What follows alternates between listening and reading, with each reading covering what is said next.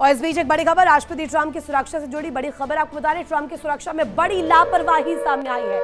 Trump के helicopters के करीब कमर्शियल विमान आया, मरीन वन हेलीकॉप्टर के करीब पैसेंजर जेट आया। तय समय सीमा से ज्यादा करीब दोनों विमान आए हैं और ये पूरा डिस्टेंट जो एक कहा जाए रूप है, वो सबसे बड़े सवाल खड़े कर रहा है कि आखिर ये सक्रियता क्या बताती है। इस पूरे भंवर में किस तरीके से अब आमने सामने आते हुए नजर आए। तय सीमा जो की गई है, उस तय सीमा से ज्यादा करीब दोनों विमान आए। अब इसका मतलब क्या है कि क्या आमने सामने विध्वंसक लड़ाई होने वाली है। इसको लेकर एक और बड़ी खबर सामने आ रही है। अमेरिका के न्यूयॉर्क में बड़े हादसे को लेकर ब्रोंक्स में फ्लैट्स में भीषण आग लगी है। घटना में एक शख्स की मौत की जानकारी भी मिल रही है। 10 से ज्यादा जख्मी बताए जा रहे हैं। बिल्डिंग में धमाके के बाद आग लगने की खबर सामने आई और इसी के बाद जो हलचल है और ज्यादा बढ़ती हुई नजर आई। रेस्क्यू ऑपरेशन भी चलाया गया। हालांकि 10 से ज्यादा जख्मी अभी बताए जा रहे। एक शख्स की इस दौरान इस घटना में मौत भी हुई है। भीषण आग लगी है और ये इलाका ब्रोंक्स का, जहां पर फ्लैट्स में भीषण आग लगी है।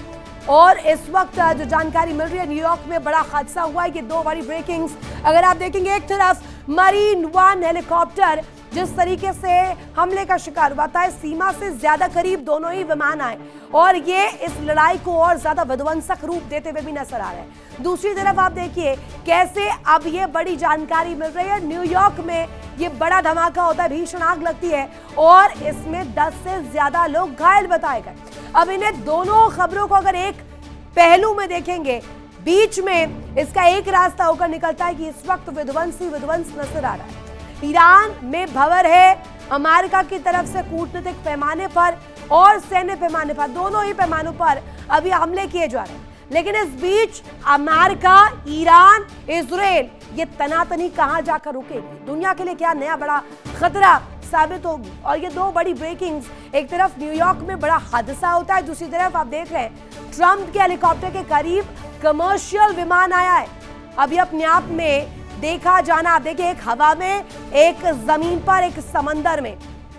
एक और बड़ी खबर इस बीच सामने आ रही है। अमेरिका के हमलों को लेकर के जिस तरीके की तस्वीर है, बड़ी जानकारी आपको देते। ईरान से डील पर राष्ट्रपति ट्रंप का बयान, मैं लोगों को मारना नहीं चाहता। WW3 के बाद सबसे बड़े हमले के लिए तैयार था यूएस, यानी कि वर्ल्ड वॉर 3 को लेकर जिक्र किया।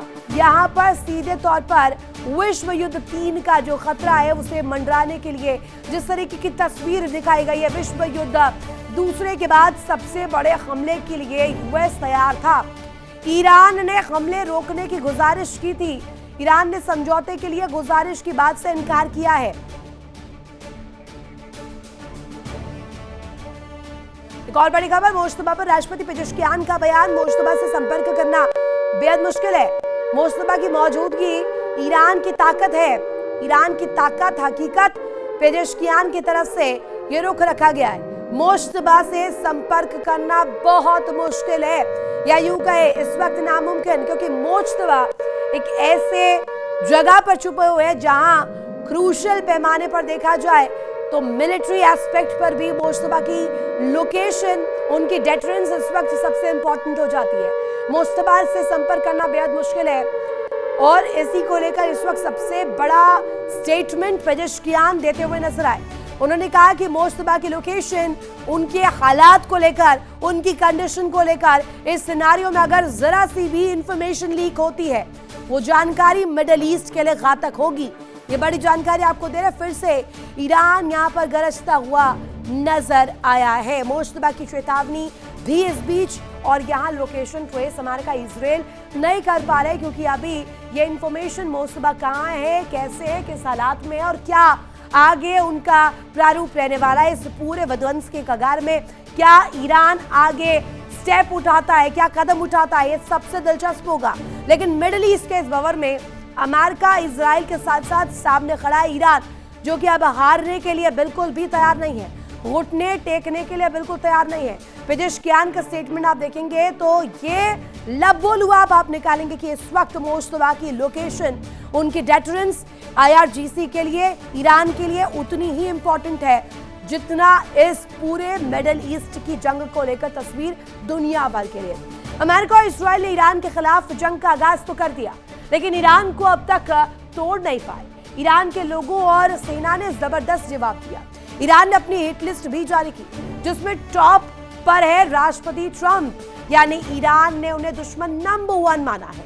और अब बीते कुछ समय में ट्रंप की सुरक्षा में सेंध की घटनाओं से भी सवाल खड़ा होने लगा है कि क्या ईरान के स्लीपर सेल्स अमेरिका में सक्रिय हो गए हैं। क्या डिटेल्ड इंफॉर्मेशन है, दिखाते हैं आपको रिपोर्ट में।